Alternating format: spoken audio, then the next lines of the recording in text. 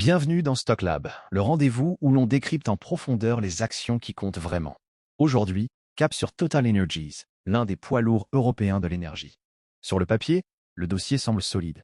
Mais derrière cette apparente évidence, une question bien plus inconfortable se pose. À l'heure où la transition énergétique s'accélère partout dans le monde, est-il encore judicieux d'investir dans un géant pétrolier? C'est précisément ce que nous allons mettre à l'épreuve ensemble. Total, coté à Paris sous le ticker TTE, évolue aujourd'hui autour de 75 euros par action. Depuis le début de l'année, le titre affiche une progression d'environ 35%, une performance qui ne passe évidemment pas inaperçue. Derrière cette hausse, on retrouve à la fois des résultats opérationnels meilleurs qu'attendus et un contexte pétrolier international particulièrement tendu. Mais au-delà du mouvement boursier, la vraie question est ailleurs. Assiste-t-on à une dernière grande phase de création de valeur, ou simplement à un moment d'euphorie porté par les circonstances?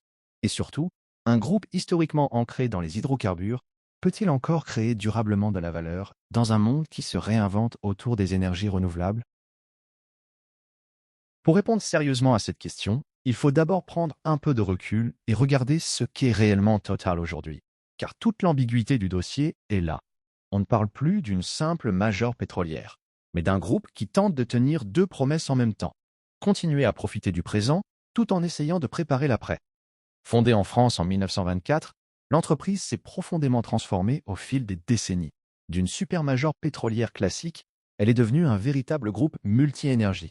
Aujourd'hui, Total produit et commercialise du pétrole, du gaz naturel, des biocarburants, du biogaz, des énergies renouvelables et de l'électricité. Son modèle intégré couvre l'ensemble de la chaîne de valeur, depuis l'extraction d'oil and gas jusqu'au transport, au raffinage, à la production de carburants et de produits chimiques, puis à la distribution et à la génération d'électricité renouvelable.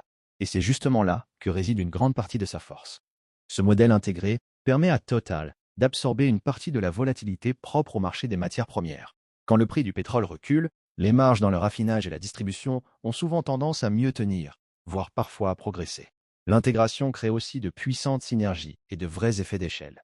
Les raffineries, les oléoducs ou encore le réseau de stations-service sont utilisés de manière plus efficace sur l'ensemble de la chaîne, ce qui réduit les coûts unitaires. En parallèle, le groupe investit massivement dans des technologies avancées, notamment l'intelligence artificielle, afin d'optimiser la production et la maintenance de ses installations.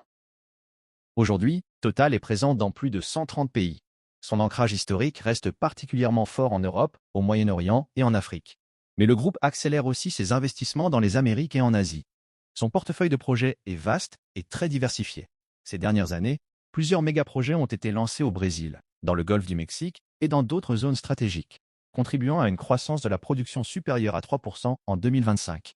En parallèle, l'entreprise renforce son exposition au gaz naturel liquéfié, ou LNG, et développe une présence de plus en plus significative dans l'électricité et les renouvelables, avec plusieurs milliards investis et une pipeline de projets qui continue de monter en puissance.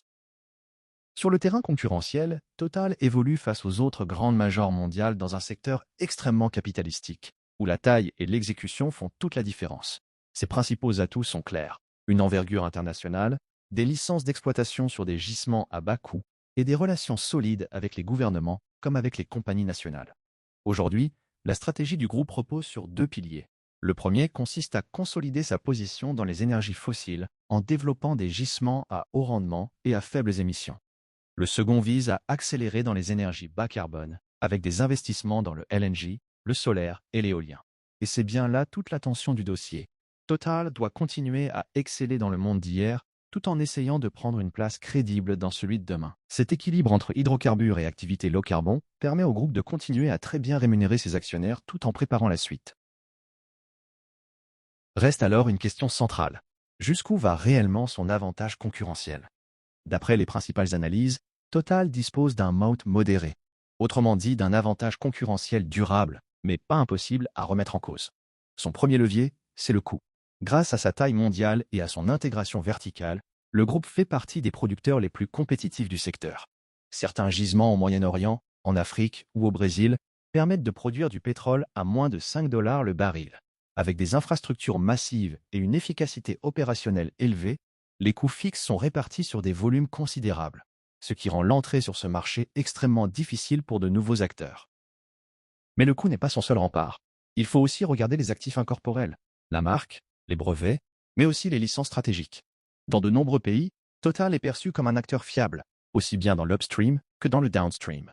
Le groupe dispose d'un portefeuille de brevets solide et de licences d'exploration dans des zones clés, auxquelles les concurrents ont souvent beaucoup plus de mal à accéder, faute d'expertise, de relations ou de crédibilité comparable. Dans les hydrocarbures, les clients finaux peuvent changer de fournisseur relativement facilement. En revanche, dans les grands projets de GNL et dans les infrastructures, les contrats de long terme créent des relations durables et sécurisent une partie des revenus. Et quand on ajoute à cela une présence très large dans la distribution et les infrastructures, on comprend mieux pourquoi le groupe bénéficie d'un écosystème de partenaires et de clients fidèles qui renforce fortement la résilience de son modèle.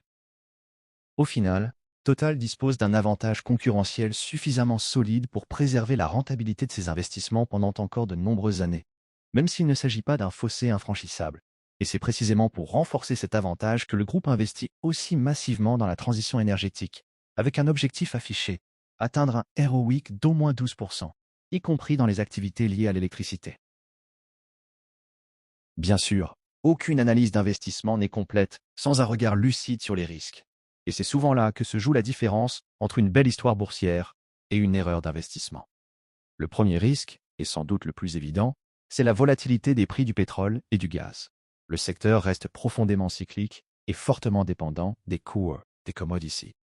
Si les prix du pétrole reculent durablement, par exemple sous l'effet d'une récession mondiale ou d'un excès d'offres, la rentabilité de Total pourrait être nettement sous pression. À l'inverse, des tensions géopolitiques peuvent soutenir les prix et porter temporairement les résultats des majors pétrolières. Dans le contexte actuel, les tensions au Moyen-Orient ont renforcé l'incertitude autour du transit pétrolier via le détroit d'Ormuz, avec une partie de la production upstream de Total temporairement suspendue. Même si la hausse des prix a partiellement compensé les volumes perdus, un conflit plus large exposerait le groupe à des risques logistiques et opérationnels bien plus lourds. Le deuxième risque, c'est évidemment la transition énergétique elle-même et le durcissement progressif des réglementations climatiques. À long terme, la montée en puissance des renouvelables et les politiques de décarbonation peuvent réduire la demande de combustibles fossiles et fragiliser le cœur de métier du groupe. Il existe aussi un risque réel de stranded assets, c'est-à-dire d'actifs qui pourraient ne jamais être exploités pleinement si les États imposaient des mesures beaucoup plus strictes pour limiter les émissions. Total investit massivement dans les activités bas carbone pour réduire ce risque, mais sa capacité à s'adapter rapidement restera déterminante. Enfin, il faut aussi évoquer l'évolution technologique, et notamment l'intelligence artificielle. À court terme, l'essor de l'IA n'a pas d'impact direct sur la demande de pétrole ou de gaz. En revanche, Total utilise déjà ces outils pour améliorer la sécurité et l'efficacité opérationnelle. Pour le groupe, l'IA représente donc moins une menace immédiate qu'un levier supplémentaire pour améliorer ses marges et renforcer son exécution. Si l'on regarde maintenant le parcours boursier du titre, on voit immédiatement à quel point l'histoire récente de Total a été marquée par des mouvements puissants. Pendant la crise du Covid en 2020, l'action est tombée sous les 25 euros. Puis la reprise économique, suivie de la guerre en Ukraine, a propulsé le groupe vers des bénéfices records et une forte revalorisation du titre en 2021 et 2022. Après une correction en 2024, une nouvelle phase haussière s'est installée grâce à des résultats solides et à des tensions géopolitiques persistantes. Autrement dit, le titre n'a jamais vraiment avancé dans le confort. Il progresse dans la tension, dans l'incertitude, dans un environnement où chaque choc peut rebattre les cartes. Au premier trimestre 2026, Total a d'ailleurs surpris le marché avec des profits en hausse de 29% sur un an, portés par une production pétrolière en progression et des marges exceptionnelles dans le raffinage et le trading. Ajoutez à cela des dividendes relevés et des buybacks, et vous obtenez l'une des raisons majeures de la récente envolée du titre. Sur le plan financier, Total présente un profil particulièrement solide. Et dans un secteur aussi volatile, il est plus intelligent de raisonner à partir d'un ROIC normalisé, c'est-à-dire aligné sur des conditions de marché de moyen terme. En retenant un ROIC d'environ 10%, supérieur à un coût moyen du capital situé entre 7,5% et 8%, on peut dire que l'entreprise crée bel et bien de la valeur pour ses actionnaires. L'endettement, lui, reste très bien maîtrisé, avec un ratio dette nette sur EBITDA de seulement 0,3, très en dessous des seuils de risque habituels du secteur. Le dividende est élevé et orienté à la hausse. En 2024, il a progressé de 7%, et une nouvelle hausse est attendue en 2026, ce qui porterait le rendement autour de 5%. À cela s'ajoutent de généreux programmes de rachat d'actions, ce qui explique pourquoi Total reste une valeur particulièrement attractive pour les investisseurs en quête de rendement. La croissance des bénéfices sur les dernières années a elle aussi été très influencée par la volatilité du pétrole. Le bénéfice par action, ou EPS, est passé d'environ 4,2 $ en 2018 à 8,7 en 2023, soit plus de 15% de croissance annualisée sur 5 ans. Mais une fois les éléments exceptionnels neutralisés, on retombe plutôt sur une progression proche de 10% par an. Pour la suite, le consensus des analystes anticipe une croissance plus modérée, autour de 7% par an, ce qui correspond bien au profil d'une activité mature, rentable, mais cyclique. Au fond, Total se situe à la croisée de deux profils. D'un côté, on retrouve clairement une cash cow, une entreprise capable de générer énormément de trésorerie et d'en redistribuer une large part à ses actionnaires. De l'autre, on distingue aussi un value creator modéré, parce que le groupe continue d'investir, de croître à un rythme raisonnable et de créer de la valeur au-delà du coût du capital. Et c'est précisément cette combinaison entre rendement, discipline financière et potentiel d'évolution qui rend le dossier particulièrement intéressant. Du côté de la valorisation, le titre se traite sur des multiples de PE relativement faibles par rapport au marché dans son ensemble. En revanche, il reste globalement en ligne avec ceux des concurrents et au-dessus de la moyenne historique du groupe qui tourne autour de 7,4. Aujourd'hui, le PE est proche de 15, tandis que le forward PE retombe vers 8.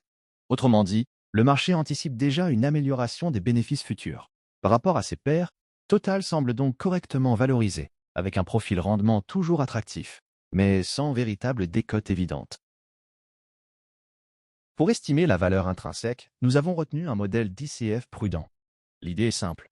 Partir d'une croissance modeste des flux de trésorerie, entre 3% et 5%, et d'un coût du capital plus élevé, entre 9% et 10%, afin d'intégrer les risques propres au secteur. Avec ces hypothèses, on obtient une fair value d'environ 68 € par action, soit près de 10% sous le prix actuel du marché. Et c'est ici que le dossier devient vraiment intéressant. Car plus l'entreprise est de qualité, plus la tentation est grande de payer trop cher cette qualité. Si l'on applique ensuite une marge de sécurité de 15%, comme on le fait généralement pour les entreprises dont l'avantage concurrentiel n'est pas extrêmement fort, le prix d'achat maximum ressort autour de 58 €. À 75 €, l'action semble donc un peu exigeante dans une approche prudente. Bien sûr, le marché peut accorder une prime à la diversification du groupe et à sa forte capacité de génération de trésorerie. Deux éléments qu'un DCF conservateur capture parfois imparfaitement. Mais lorsqu'on ajoute à cela un multiple de PE supérieur à la moyenne historique et au niveau du secteur, on comprend bien que le marché est aujourd'hui plus optimiste que nous. En clair, à 58 €, nous serions nettement acheteurs. À 75 €, l'investissement suppose une conviction plus forte dans un scénario favorable. Pour la suite, trois scénarios peuvent être envisagés. Un scénario baissier, un scénario central et un scénario optimiste. Et c'est là que se révèle toute la véritable asymétrie du dossier. Dans le scénario baissier, le prix du pétrole retomberait vers 60 $ le baril.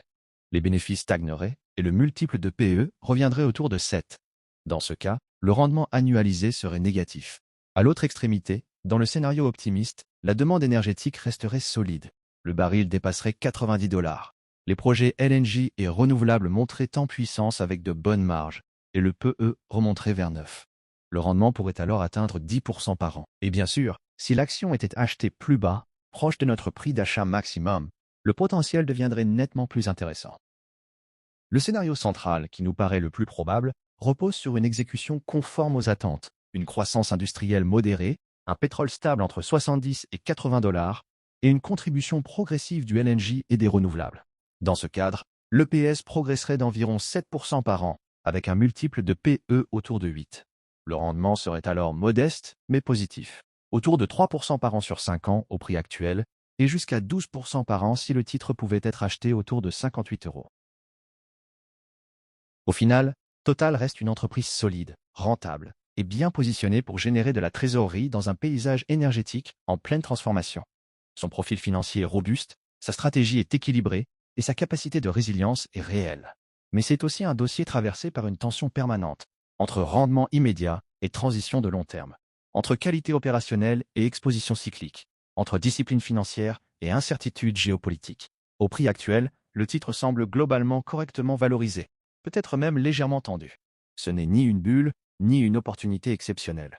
Comme souvent, en bourse, tout se joue sur le prix d'entrée. Avec une marge de sécurité suffisante, Total peut représenter un investissement de long terme de grande qualité. À des niveaux plus élevés, en revanche, l'écart avec la valeur intrinsèque devient beaucoup plus limité, et la marge d'erreur, elle, se réduit dangereusement. Merci d'avoir suivi cet épisode de Stocklab. Si cette analyse vous a plu, pensez à laisser un like, à partager votre point de vue en commentaire et à vous abonner à la chaîne pour ne pas manquer les prochains épisodes. Et si vous aimez les analyses financières claires, exigeantes et sans bruit inutile, vous êtes au bon endroit. À très bientôt pour une nouvelle plongée dans les marchés. Avertissement. Ce contenu est fourni à titre exclusivement informatif et ne constitue pas un conseil en investissement. Certaines analyses peuvent s'appuyer sur des outils d'intelligence artificielle. Leur exactitude n'est pas garantie. Effectuez toujours vos propres recherches avant de prendre toute décision financière.